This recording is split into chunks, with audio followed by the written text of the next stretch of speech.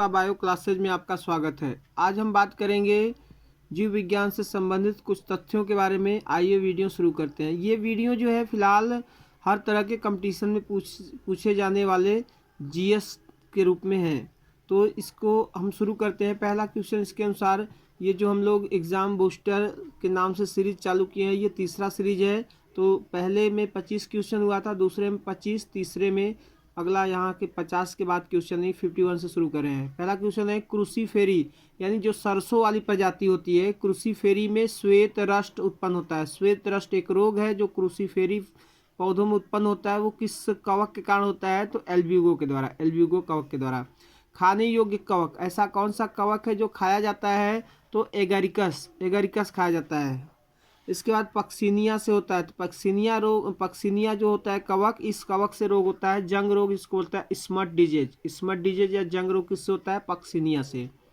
Double रोटी बनाने में उपयोग कवक, यानी ऐसा कौन सा कवक है जो पावरोटी, ब्रेड, बिस्किट यानी बेकरी उद्योग में प्रयोग किया जाता है? तो बेकरी उद्योग में प्रयोग होने वाले कवक को बोलते हैं ईस्ट, इसी को बोलते हैं सैक्रोमाइस्टीज। तो सैक्रोमाइस्टीज ही यूज होता है कहाँ पे? डबल रोटी यानी बेकरी बनाने में। तो बेकिंग उद्योग में भी प्रयोग होने वाला यही है ईस्ट। एल्कोहलिक किण्वन से प्रयुक्त होने वाला कवक, तो एल्कोहलिक किण्वन यानी कि जो शराब बनाई जाती है, शराब बनाने की विधि को बोलते हैं किण्वन। तो किण्वन में भी कौन सा कवक प्रयोग होता है? ईस्ट, ईस्ट को ही क्या बोलते हैं? सैक्रोमाइस्टीज।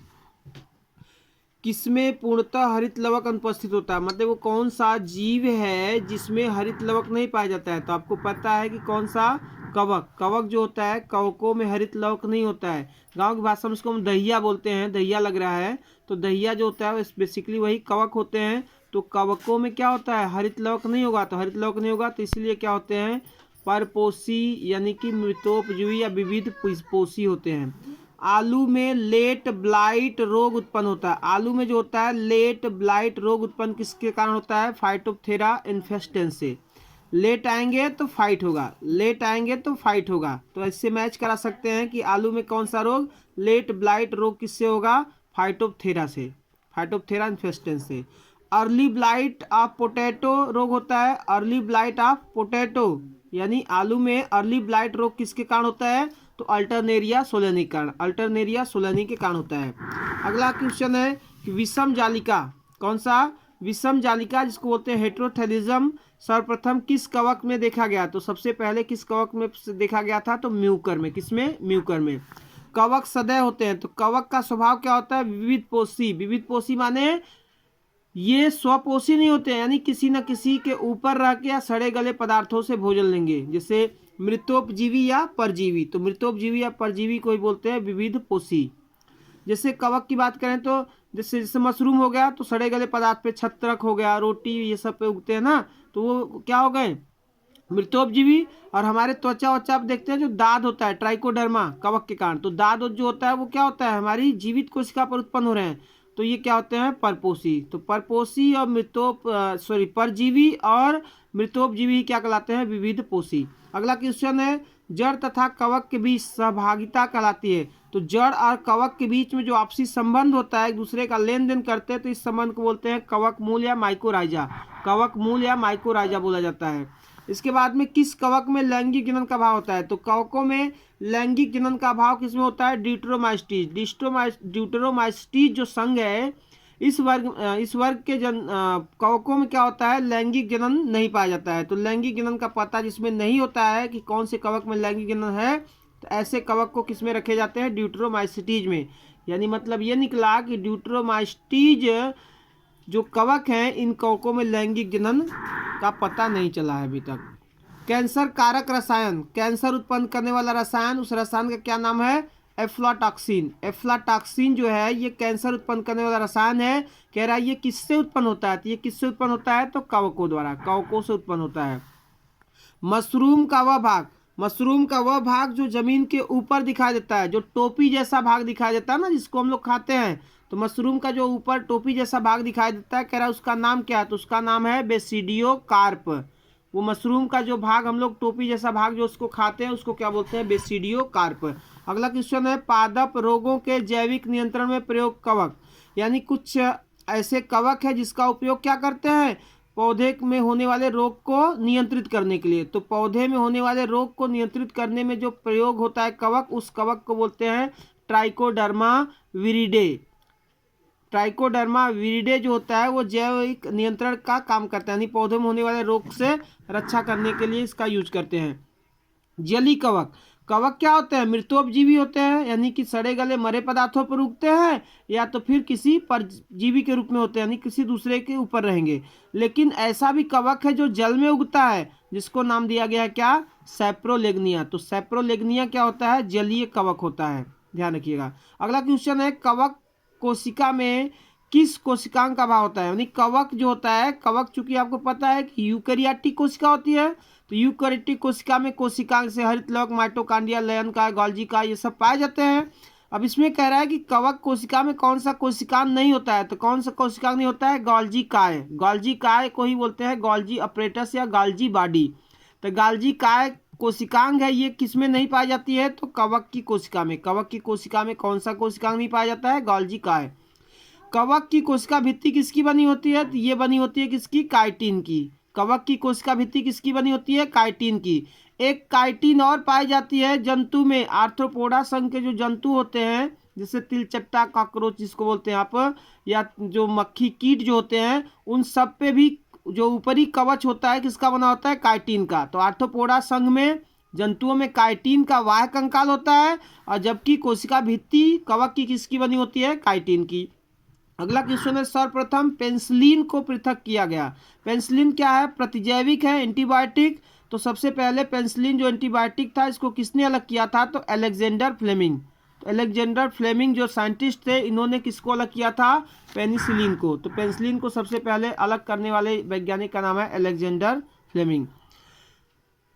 कवकों से होने वाले रोग को कहा जाता है, तो कवक से जो रोग कवक से होने वाले रोग जो हैं उसको किस पदार्थ से रोक सकते हैं, किस रसायन से रोक सकते हैं? तो उस रसायन का नाम है बोर्डेक्स मिश्रण। तो बोर्डेक्स मिश्रण द्वारा किसको रोका जाता है? कवकों से होने वाले रोगों को। तो कवकों से होने वाले रोग को किस पदार्थ से, किस रसायन से रोक सकते हैं? तो बोर्डेक्स मिश्रण द्वारा। कैप कोशिका माने टोपी जैसी संरचना किसमें पाई जाती है? तो टोपी जैसी कोशिका जो होती है, कैप सेल, यानी कि कैप कोशिका किसमें पाई जाती है? तो किस पौधे में पाई जाती है? उडगोनियम में। उडगोनियम में पाई जाती है। नीलहरित शैवाल, जिसको इंग्लिश में बोलते हैं ब्लू ग्रेन एल्गी या शॉर्टकट में BGA, ये फिलहाल क्या होते हैं? मोनेरा संघ के प्रोकैरियोटिक कोशिकाएं होती है। तो नीलहरित शैवाल जो होते हैं वायुमंडलीय नाइट्रोजन का स्थिरीकरण करते हैं, यानी कि वो वायुमंडलीय नाइट्रोजन को किसमें बदलते हैं? नाइट्रेट में। तो वही कह रहा है कि नाइट्रोजन का जो स्थिरीकरण करते हैं उसका नाम पूछा है। तो नास्टाक, इनाबिना, ओसिलेटेरिया, नास्टाक, इनाबिना, ओसिलेटेरिया, ओलोसिरा, ये सब जो नाम बता रहे हैं, ये सब क्या आपके नीलहरित शैवाल है जो वायुमंडलीय नाइट्रोजन को नाइट्रेट बदलते हैं। धान के खेत में या जैसे देखेंगे टॉयलेट रूम जो होते हैं, उसमें काई जैसी परत बन जाती है। जो काई जैसी परत दिखती है वो एक चल में क्या होते हैं? नीलहरित शैवाल होते हैं। और धान में जो हरापन होता है वो क्या होते हैं? आपके ओसिलेटेरिया, ओलोसिरा, ये सब पाए जाते हैं। तो ये सब क्या करते हैं? वायुमंडलीय नाइट्रोजन को नाइट्रेट में बदलते हैं, जिससे खेत की उपजाऊ क्षमता बढ़ जाती है और पैदावार ज़्यादा होता है। अगला क्वेश्चन, साइकस के कोलराइड जड़ में पाई जाने वाली नीलहरित शैवाल का नाम, ब्लू ग्रेन एल्गी का नाम। तो देखिए साइकस जो होता है, साइकस एक ऐसा पौधा होता है, फिलहाल जिम्नोस्पर्म का पौधा होता है। इस पौधे में जैसे बनावट बिल्कुल ताड़ के पौधे जैसी होती है, लेकिन हाइट इसकी कम होती है। बनावट कैसी? बिल्कुल ताड़ के पौधे जैसा, हाइट कम होती है। और इसमें दो तरह की जड़ होती है, एक जमीन के नीचे जाती है, एक जमीन के ऊपर स्प्रिंग जैसा रहता है। तो जमीन के ऊपर जो स्प्रिंग जैसा जड़ होता है उसकी बोलते हैं कोलराइड रूट। तो कोलराइड जड़ जो होती है उसमें कौन से नीलहरित शैवाल पाए जाते हैं? तो नास्टाक और एनाबिना। नास्टाक और एनाबिना। तो किसमें? साइकस की कोलराइड जड़ों में। ये जड़ कहाँ होती है? जमीन के ऊपर स्प्रिंग जैसा लिपटा होता है। तो इस जड़ में नास्टाक, एनाबिना पाए जाते हैं। समुद्री जल में बहुत गहराई तक किस तरह का शैवाल पाया जाता है? तो किस तरह का शैवाल? गहराई में समुद्र में लाल शैवाल पाया जाता है। वायु प्रदूषण के सूचक माने कि वो कौन सा जीव है या कौन सा ऐसा पौधा है जो वायु प्रदूषण को सूचित करता है, यानी कि वायुमंडल में सल्फर डाइऑक्साइड गैस की मात्रा प्रदूषण बढ़ती है तो मुरझाने लगता है। तो उस जीव का नाम है सैक, या इसी को सैवाक बोलते हैं, या इसी को लाइकेन बोलते हैं। तो लाइकेन को क्या बोलते हैं? प्रदूषण का सूचक। तो वायु प्रदूषण का सूचक कौन है? लाइकेन। और वो भी बेसिकली कौन सा गैस? Sulphur dioxide. अगला क्वेश्चन है लिटमस पेपर बनता है, तो लिटमस पेपर किससे बनता है? लिटमस पेपर बनता है कवक से, उस कवक का नाम है रोसेला, रोसेला कवक से बनता है। वाल्वाक्स का थैलस कहलाता है। वाल्वाक्स क्या होता है? एक शैवाल होता है, इसको काई बोलते हैं यहाँ पर, तो शैवाल होता है, इसका थैलस, थैलस मीन्स इसका जो समूह होता है, किस रूप, उस समूह को क्या बोलते हैं? तो सिनोबियम बोलते हैं। क्या बोलते हैं? सिनोबियम। लाइकेन जिसको सहवाग क बोलते हैं, तो सहवाग में होता है, सहवाल नहीं, सहवाग क, तो सहवाग को ही बोलते हैं लाइकेन। सहवाग इसलिए कि सहवाल और कवक, सहवाल और कवक मिलके क्या बने हैं? सहवाग, तो इसी को बोलते हैं लाइकेन। में क्या होता है? तो नाम से ही लग रहा है सहवाल और कवक, तो इसमें क्या होते हैं? कवक और सहवाल। कवक और सहवाल क्या होते हैं आपके? कवक और सहवाल जो होते हैं वो क्या होते हैं आपके? लाइकेन होते हैं। लाइकेन में कवक और शैवाल होते हैं। अगला क्वेश्चन है प्रोटीन की अधिक मात्रा किस शैवाल में पाई जाती है? तो देखिए प्रोटीन की सबसे ज्यादा मात्रा जो होती है स्पाइरुलिना में पाई जाती है। स्पाइरुलिना भी क्या है? आपका नीलहरित शैवाल ही है। स्पाइरुलिना में लगभग 55 से 60% प्रोटीन, यानी समझ सकते हैं प्रोटीन सबसे ज्यादा है। इसके अलावा क्या होते हैं? इसमें विटामिन और खनिज लवण भी पाए जाते हैं। डाग लाइकेन किसको बोलते हैं? यानी लाइकेन है लेकिन उसका क्या नाम रखा गया है?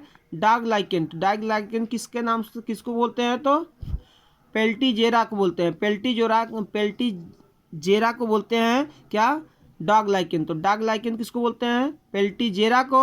और इसी पेल्टीजेरा से कौन सी दवा बनती है? हाइड्रोफोबिया रोग की। हाइड्रोफोबिया रोग की दवा किससे बनती है? पेल्टीजेरा से। लाइकेन में श्वसन अंग, लाइकेन जो होता है, लाइकेन में श्वसन किससे होता है? तो साइफेलिस होता है। किससे होता है? साइफेलिस से। अगार, अगार किससे प्राप्त होता है? अगार, अगार एक तरह से कह सकते हैं कि मीठा पदार्थ होता है, कार्बोहाइड्रेट युक्त पदार्थ होता है, जो लाल शैवाल से प्राप्त होता है। किससे? लाल शैवाल से, जैसे कि जिलेडियम ग्रेसिलेरिया, ये सब लाल शैवाल है, इन्हीं से क्या बनता प्राप्त होता है? अगार। अगार, और इस अगार का यूज क्या करते हैं कि कृत्रिम विधि से जो जीवाणु होते हैं, जीवाणुओं की संख्या बढ़ाना, जिसको बोलते हैं कृत्रिम संवर्धन।